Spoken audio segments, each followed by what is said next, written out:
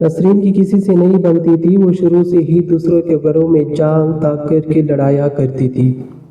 यही वजह थी जानने वालों में से कोई इसका रिश्ता लेने को तैयार ना था। जो इसे समझ जाते वो इससे कतराने लगते। इसकी माँ को इसके रिश्ते की बड़ी फिक्र थी।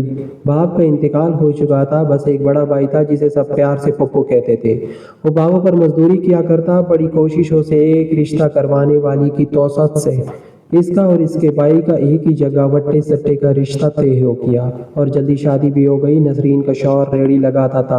इसकी भाभी शकीला और भाई पप्पू शादी के बाद आपस में बहुत खुश थे। इधर नसरीन ने सबकी नाक में दम किया हुआ था। इलियास जैसे ही घर में दाखिल होता नसरीन की तू में शुरू हो जाती। इलियास ये सब बहन की वजह से बर्दाश्त कर रहा था। इसका घर खराब ना हो, बाद में बच्चे भी हो गए। नसरीन के 2 बच्चे, बेटा बेटी। शकीला के भी बेटा बेटी हुए। नसरीन जब भी मैके जाती भाभी का जीना हराम कर देती। कई कई दिन वहाँ ठहरती, सब इससे समझा समझा कर थक गए। शकीला झगड़े से गुरेज करती, कोई मौका ना मिले नसरीन को झगड़े का। नसरीन तो औरत थी जो झगड़े के लिए मौके की मोहताज ना थी। पप्पू तो कभी बेजार होकर कहता, तुम यहाँ मत आया करो, हमारा सुकून खराब करती हो। फिर नसरीन रो रो कर आसमान सर पर उठा लेती। नसरीन की माँ भी इसके ड्रामेबाजियों से मुतासिर होकर इसका साथ देती। मेरी एक ही बेटी है, बीवी की बातों में आकर तो मुझे इससे जुदा करना चाहता है। पप्पू मजबूर होकर माँ को तकता। शकीला ने माँ की तरह रखा हुआ था। वो माँ से मुंह मारी हरकत ना करता। इलियास भी कहता, खुदा की बंदी तू मुझसे और मेरी बहन से किस जन्म का बदला ले रही हो। शकीला और नसरीन की 2 और बेटियां हो गई। नसरीन की बड़ी बेटी को छोड़कर सारे बच्चे माँ पर गए थे। शकीला ने बच्चों पर बहुत तवज्जो दी थी। नसरीन की बड़ी बेटी को छोड़कर दूसरे बच्चे सारा दिन आवारागर्दी करते। बड़े इलाज की सारी खिदमत बड़ी बेटी फरीहा करती। दूसरी वाली नाज़ैन माँ की तरह सारा दिन लगाई बुझाई करती। नाज़रीन जवान हो गई, अभी तक इसने गलियों के चक्कर लगाने नहीं छोड़े थे। आखिर बाप ने उसे सख्ती से बाहर जाने को मना कर दिया। नाज़रीन के मोहल्ले के एक लड़के ने नाज़रीन का रिश्ता भेजा। एक आवारा लड़का था। इलियास इनकार करना चाहता था। नसरीन की ज़बान इलियास के कानों में ये बात जा पहुंची। नाज़रीन इस लड़के को पसंद करती है और इसे शादी करना चाहती है। नसरीन को भी ये रिश्ता खास पसंद नहीं आया। इलियास ने बेहतरी इसमें जानी वो नाज़रीन का रिश्ता तय कर दे ताकि आगे कोई मसला ना हो। वो बहुत दूरअंदेशी से काम ले रहा था। इलियास ने नाज़रीन की शादी इसी लड़के से कर दी। फरीदा का रिश्ता पप्पू के बेटे से तय हो गया। नसरीन ने रोड़े लगाए उटकाने की बहुत कोशिश की। इलियास ने इसकी एक भी चलने नहीं दी। शकीला की बड़ी बेटी सदफ का रिश्ता बरतारी के एक लड़के से तय हुआ। ये लोग माली लिहाज से पप्पू की फैमिली से बेहतर थे। लड़के ने एक शादी की तकरीब में सदफ को पसंद किया। नसरीन को जब इस बात का इल्म हुआ उसने एकदम तैयारी बांधी। भाई भाभी के सर पर पहुंच गई, रिश्ते से इनकार कर दो। पप्पू ने उसे डांट कर खामोश कर दिया। भला इतना अच्छा रिश्ता भी कोई हाथ से जाने देता है। नसरीन को ये बात हजम नहीं हो रही थी।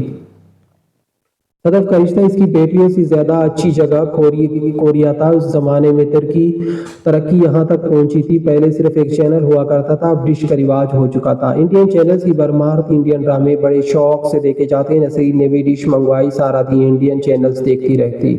भाई भाभी के खिलाफ इंडियन चैनल्स के ड्रामों से आइडियाज लेकर मुख्तलिफ मंसूबे बनाती। मंसूबा साजी के बहुत सारे नमूने दिमाग में आते नहीं ये नहीं, फिर वो खुद ही इन्हें खाक में मिला देती। सदर की शादी के दिन तय हो गए। नसरीन की कोशिश कारगर साबित ना हुई। नसरीन ने शादी से पहले ही भाई के घर पर डेरा जमा लिया। शकीला के घर डिश नहीं थी।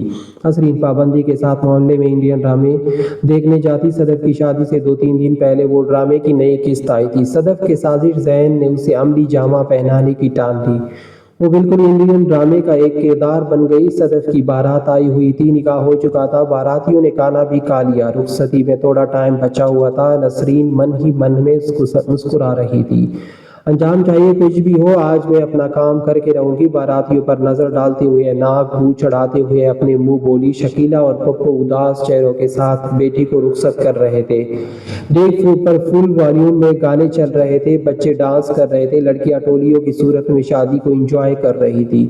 बच्चों की डांस पर तालियां बजाने वाले हाथ म्यूजिक की आवाज में मिलकर नया सर बनाने की नाकाम कोशिश में थे। बहरहाल बच्चे बड़े सभी बहुत खुश थे।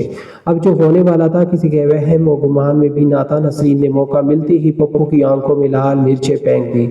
उसने ये काम सबके सामने किया था। इंडियन ड्रामे के एक सीन से मुतासिर होकर उसने ये काम किया था।